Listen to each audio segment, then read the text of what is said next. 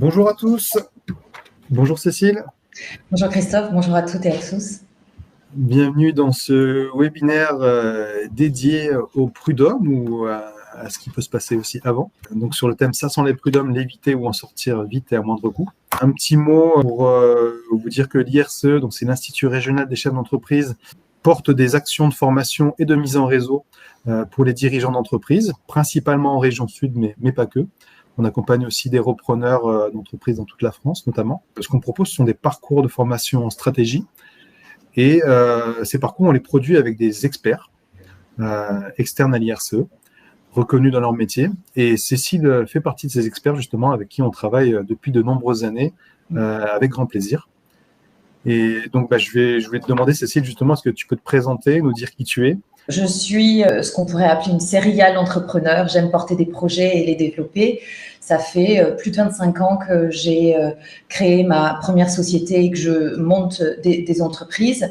Pendant 15-20 ans orientée communication événementielle et communication 360. La dernière société était orientée auprès des entreprises qu'on appelle des clean tech, tout ce qui est société œuvrant pour les smart cities. En 2015, mais ça j'y reviendrai après, j'ai décidé de me reformer puisque je suis tombée dans la marmite de la médiation. Et depuis 2016, je suis installée à Aix-en-Provence. J'ai un cabinet de médiation qui s'appelle Cabinet Luciole et je travaille sur Paris et Aix-en-Provence. Je suis d'ailleurs assermentée Cour d'appel de Paris et d'Aix-en-Provence, donc ça veut dire que je travaille auprès des entreprises qui sont mes donneurs d'ordre, mais aussi auprès des magistrats qui souhaitent me demander une intervention en médiation sur des dossiers, je dirais, où il y a du conflit relationnel, qu'on accompagne pour essayer d'en sortir en gagnant-gagnant.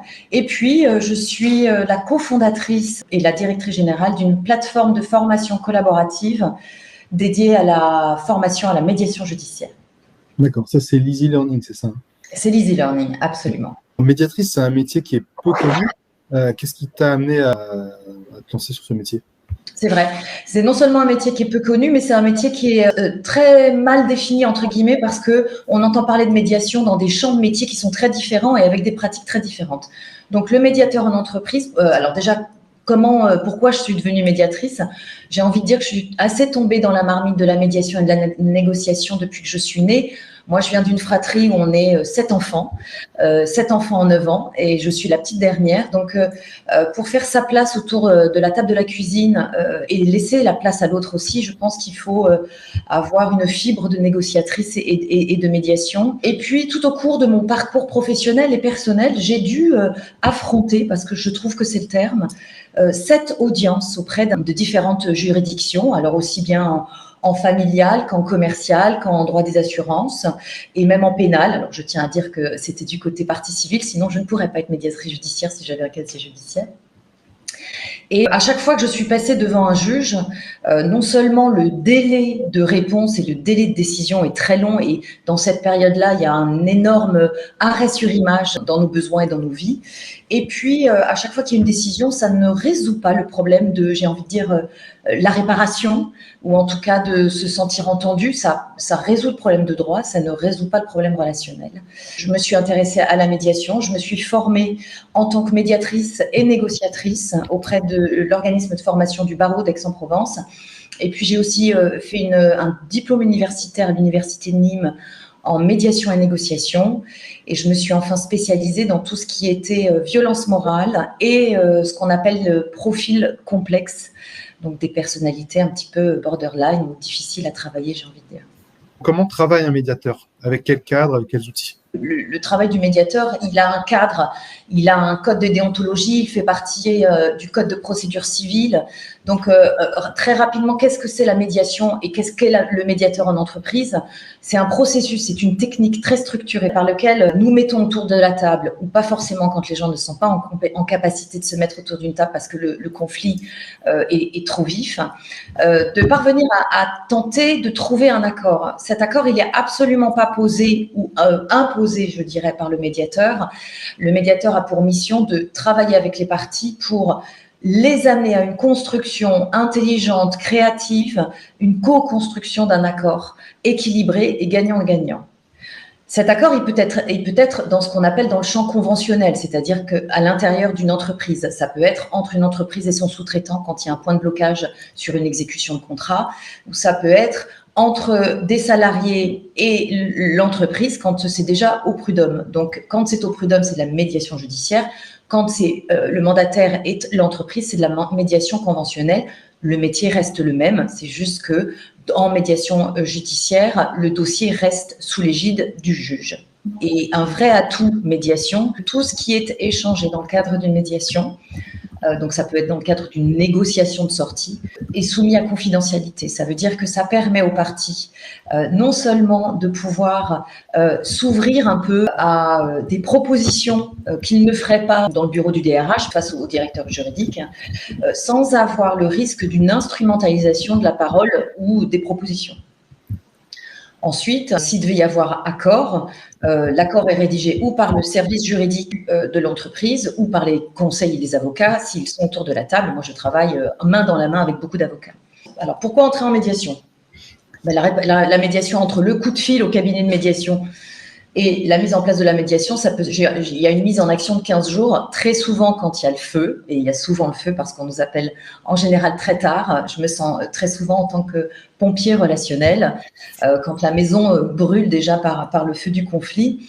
Donc, on essaye d'être très réactif au moment où on est saisi par l'entreprise ou par le magistrat. Donc, je vous ai parlé de la confidentialité des échanges.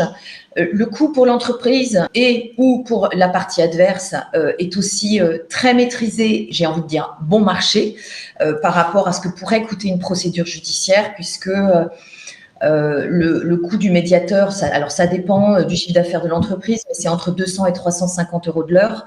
Mais quand la médiation fonctionne, ça fonctionne vite. Donc, on ne perd pas beaucoup de temps. Moi, j'ai rarement une médiation qui dure plus de 10 heures. Donc, ça vous permet de vous projeter sur le coût moyen d'une médiation. La médiation aussi, elle a un intérêt, c'est qu'au lieu de se battre à travers les avocats, il y a une sauvegarde du lien puisqu'on essaye de remettre en présence les personnes pour qu'elles puissent se dire et entendre la version de l'autre. C'est aussi une robustesse des solutions puisque vous êtes, en tant que partie, le contributeur de la solution. Ça veut dire que quand vous devez exécuter votre accord, moi j'ai 100% de mes accords qui sont exécutés puisque ce sont les gens eux-mêmes qui ont décidé du contenu de leur accord. Donc, plutôt que ce soit par une décision d'un tiers ou d'un juge ou d'un arbitre, évidemment que l'exécution de l'accord est beaucoup plus fiable quand vous êtes dans le cadre d'une médiation que quand c'est posé par un juge. En ce qui concerne la clarté du déroulement, alors nous fonctionnons comme les avocats, c'est-à-dire qu'il y a une convention de médiation qui est signée qui permet d'avoir tout le déroulement, toutes les clarifications nécessaires sur la mission et sur les honoraires. Donc, il y a pas de surprise une fois qu'on rentre en médiation. Et puis, j'ai rajouté le petit clin d'œil outil RSE. Je me permettrai d'en reparler à la fin parce que je vous ai inséré dans un document que vous pourrez télécharger à la fin de ce petit partage, une présentation avec des clauses de médiation qu'on peut insérer dans ces contrats et dans ces contrats de travail pour que la médiation ait plus généralement le réflexe de l'amiable quand on est face à des conflits en entreprise devienne effectivement un réflexe plutôt que d'aller saisir une juridiction ou d'aller se mettre en arrêt de travail parce qu'on n'arrive plus à discuter, qu'on n'arrive plus à réouvrir une discussion en direct. Bon, on a une question de Jessica qui demande le coût de la médiation et pour qui, salarié ou entreprise? Alors, merci Jessica pour cette question. Tout dépend de qui est le donneur d'ordre et comment ça fonctionne. Si c'est la société qui demande une médiation, très souvent, 100% des coûts de médiation sont pris en charge par l'entreprise. Pourquoi ? Parce que si l'entreprise demande une médiation, c'est qu'il y a un besoin de prévention de risque psychosocial, j'en reparlerai. C'est qu'il y a un risque prud'homal, c'est qu'il y a des collaborateurs qui tirent la sonnette d'alarme de possiblement des allégations de harcèlement ou de conflit, ou qu'il y a des salariés en arrêt de travail et qu'on sait suite à des problématiques de peut-être burn-out ou de mal-être au travail. Il est évident qu'un salarié en souffrance n'est pas dans l'état d'esprit de financer en plus son conflit ou sa souffrance. Donc très souvent, c'est l'entreprise qui règle les frais de médiation. Quand nous sommes au judiciaire, la répartition peut être à 50-50, elle est libre entre le salarié et l'entreprise, ou elle est négociable avant d'entrer en médiation. Alors, moi, très souvent, quand je rentre en judiciaire, je propose un 30% pour le salarié, 70% pour l'entreprise, parce que je considère que le salarié a moins de moyens que l'entreprise et que tout est négociable. Alors, évidemment, le taux horaire n'est pas négociable, mais la répartition des coûts est négociable en préalable avant signature de convention. Une fois qu'on a signé la convention, ça peut être renégocié pendant l'accord si tout le monde est d'accord. Ça ne me pose pas de difficulté, moi. Voilà. Et alors, pour quelle mission les entreprises peuvent faire appel à tes services ou à ceux d'un médiateur ou d'une médiatrice? Alors, dans un monde idéal, dans le monde qu'on vivra demain, j'espère, on pourra faire appel à moi en mission de prévention. On n'y est pas. En toute honnêteté, on nous appelle quand c'est le feu et quand on est à 2 doigts de l'explosion dans les services ou quand souvent le salarié est déjà en arrêt de travail. Voilà les missions sur lesquelles moi je suis en général saisie. C'est les tensions entre la direction, les syndicats et ou les salariés. Quand j'ai aussi des missions entre salariés et direction ou salariés entre eux, très souvent, les syndicats sont présents ou en tout cas, je les informe quand je rentre en médiation. Je demande à la direction quelle est la position du CSE. Voilà. Il faut que tout le monde travaille ensemble en toute transparence. Bien entendu, une fois qu'on rentre en médiation, plus rien ne sort de la médiation et les syndicats, s'ils ne sont pas partie prenante à la médiation, ne savent rien de ce qui se passe à la médiation. Tout comme la direction, s'ils ne sont pas dans l'espace de médiation, rien ne sortira de la médiation sans accord des parties prenantes. Okay. Donc, je tiens à le dire, c'est pas parce que l'entreprise est le payeur et le donneur d'ordre qu'il a un droit de regard sur ce qui se passe dans la médiation. Pas du tout. Si je devais divulguer une seule information sans l'accord des parties qui participent, non seulement je suis pénalement responsable, mais ensuite, je n'aurais une pratique qui ne tournerait pas parce on saurait que la confidentialité n'est pas respectée. Je mets la clé sous la porte directement. Donc, cette confidentialité, elle est absolument incontournable.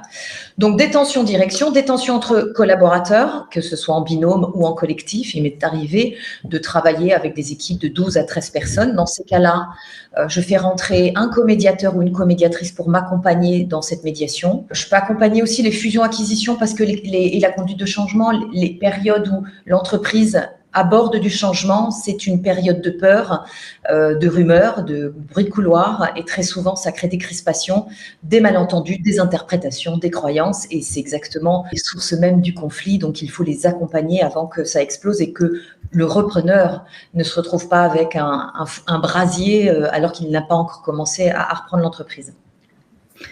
Sujet aussi très brûlant, hein, tout ce qui est allégation de harcèlement. Je peux intervenir à la demande du salarié ou à la demande de l'entreprise. En ce moment, là, je suis en train d'accompagner des collaborateurs sur ces faits de harcèlement. L'idée n'est pas de faire des enquêtes harcèlement. Moi, j'interviens en amont, déjà pour accueillir et voir si ce ressenti de harcèlement est un ressenti et si on peut travailler autour du conflit. Il est évident que s'il devait y avoir harcèlement, des actions RH beaucoup plus fortes devraient être menées. J'accompagne aussi beaucoup des associés qui ont ou qui n'ont pas signé des pactes d'associés, mais qui se sentent au bout de leur histoire j'ai envie de dire, de couple ou de famille, parce que c'est souvent ça quand on crée une entreprise. On y va avec de l'élan, avec de l'envie, avec de la projection. Et puis, au bout de certaines années, les objectifs sont plus les mêmes, les envies ne sont plus les mêmes et on ne sait pas parfois se quitter sans tension, sans conflit. Et ça peut mettre en danger la société. Donc, je les accompagne à passer outre cette tension ou je les accompagne à sortir par négociation quand c'était nécessaire. Dans l'émission que j'accompagne, on va plus traiter évidemment de ce sujet qui vous amène sur ce webinaire qui est le prud'homme. Et vous avez tous conscience que partir au prud'homme, c'est partir pour un parcours du combattant et j'ai envie de dire un marathon. Effectivement, la moyenne, c'est 35 mois. Hein, 35 mois, c'est 3 ans quand on va en appel. Une procédure prud'homale, c'est entre 4 500 et 10 000 € de frais d'avocat. Mais j'ai envie de dire que c'est pas ça le plus difficile quand on est dans une procédure judiciaire, c'est le coût du conflit, c'est le coût de l'attente, c'est le coût de ne pas pouvoir être entendu. Très souvent, quand on va au prud'homme, et dans toute autre procédure judiciaire, on y va pour avoir réparation. Si on y va pour avoir réparation, on n'y va pas pour la bonne motivation. La justice ne répare pas. La justice, elle rend le droit. Dupond-Moretti le dit très bien d'ailleurs. Il dit que la justice n'est pas là pour réparer les victimes. La justice est là pour condamner les auteurs. Donc, quand on attend au prud'homme une réparation, souvent on est très très déçu. Et puis, il y a l'aléa judiciaire. Ça veut dire que vous ne maîtrisez pas quel juge vous aurez en face. Vous ne maîtrisez pas ce que sera retenu ou ne pas retenu. D'où la grosse force d'aller taper aux portes des médiateurs qui sont en compétence pour vous accompagner sur du prud'homme. Pourquoi ? Parce que quand vous allez au prud'homme, c'est quelque part une infantilisation de votre dossier. Vous demandez à quelqu'un qui n'est pas compétent, enfin, qui est compétent en droit, mais qui n'est pas vous, de vous régler votre litige comme un, j'ai envie de dire, comme un parent et deux frères et sœurs qui ne sont pas capables de trouver une solution. La médiation vous permet de reprendre le pouvoir sur l'écriture de la fin de votre conflit. Alors évidemment, c'est compliqué parce qu'il faut venir en médiation avec l'idée non seulement de réouvrir une négociation, mais aussi de pouvoir donner des choses en négociation, alors que vous avez en face des gens qui ne sont pas forcément des gens avec qui vous avez envie de parler. C'est pour ça que nous, on accompagne. Quand vous êtes en médiation pour accompagner un dossier prud'homal, alors que le magistrat vous accompagne en droit, il va trancher sur le droit. Ça ne veut pas dire qu'il va trancher en équité. En médiation, nous ne faisons que des accords qui soient équitables, sinon ni l'une des parties ni l'autre des parties ne signerait. Quand le salarié a déjà saisi le conseil des prud'hommes, est-ce que c'est trop tard pour une médiation ? Alors non, la médiation, elle peut être saisie à chaque moment du conflit, j'ai envie de dire. Et non seulement, ça peut être quand vous êtes le dirigeant de l'entreprise et que vous sentez que vous avez un collaborateur qui est entre guillemets à deux droits, je vais utiliser le terme, de vous coller un prud'homme, vous pouvez totalement saisir un médiateur. Et nous pourrons coécrire une négociation de sortie. Quand votre collaborateur vient juste de déposer son dossier au prud'homme, donc que le dossier vient d'être enrôlé, vous pouvez tout à fait demander directement une médiation. Et puis en appel, même en départage. Le départage, c'est quand la première instance n'a pas pu décider, que les conseillers prud'homaux n'ont pas réussi à décider, auquel cas ça part en départage, qui est la première rencontre avec un juge professionnel. Moi, j'ai beaucoup de dossiers en départage qui me sont envoyés par les magistrats. Et puis ensuite, en appel.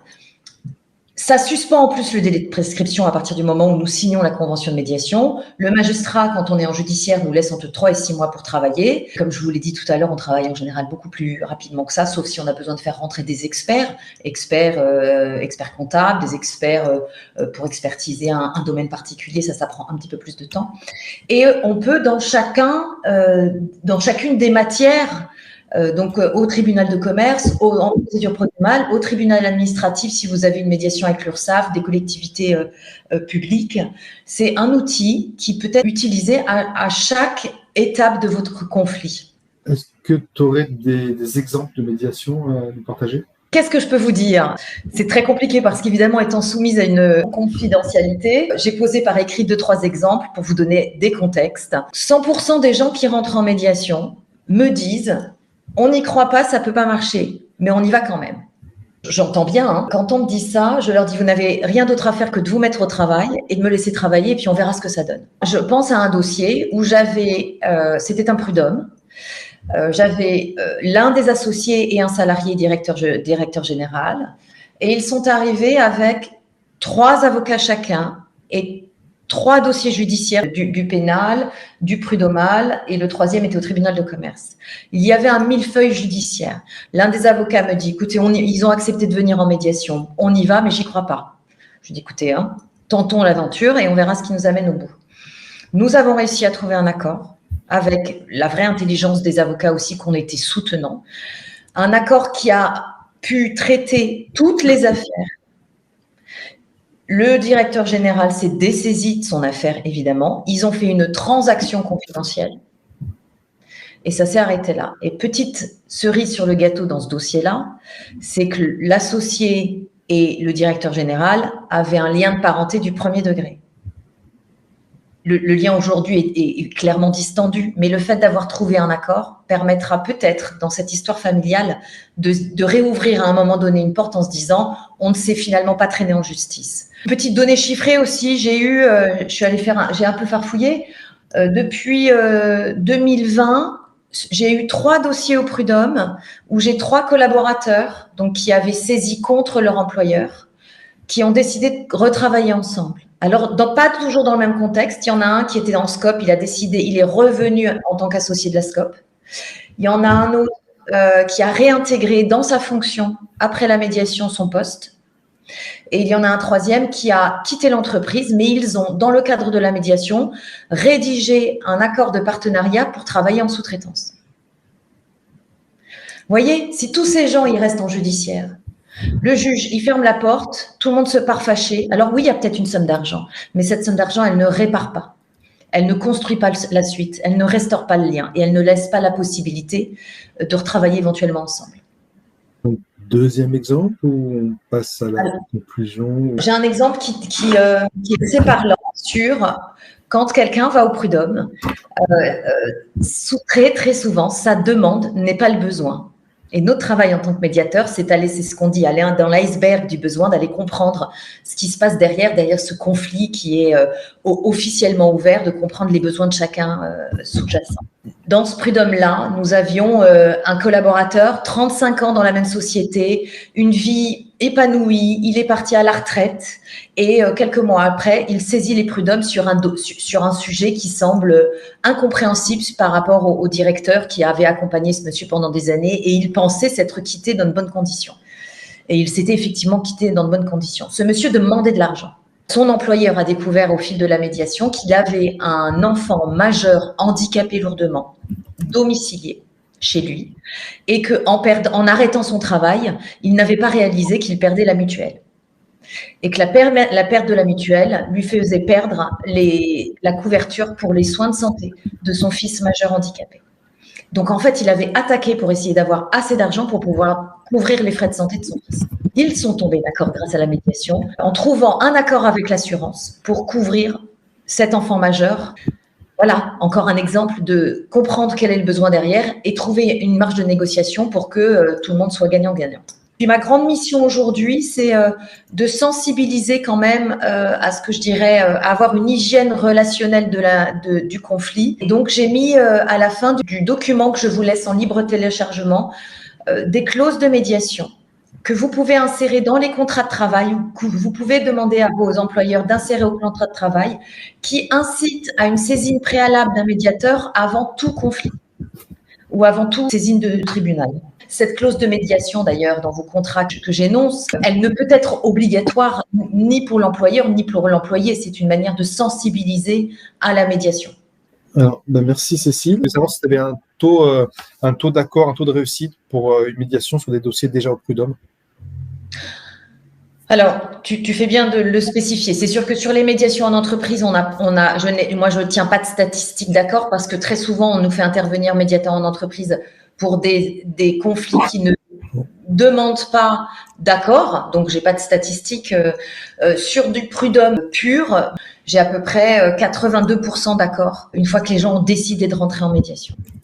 D'accord. Mais parce qu'ils sont déjà prêts. Que ce soit clair sur le processus de médiation. On ne remet pas les gens autour d'une table en leur disant rendez-vous tel jour là. Il y a une préparation. J'accueille d'abord les gens en entretien individuel pour voir s'ils sont en compétence et en capacité émotionnelle de pouvoir être à la table de l'autre personne. S'ils ne le sont pas, je peux organiser ce qu'on appelle des médiations navettes.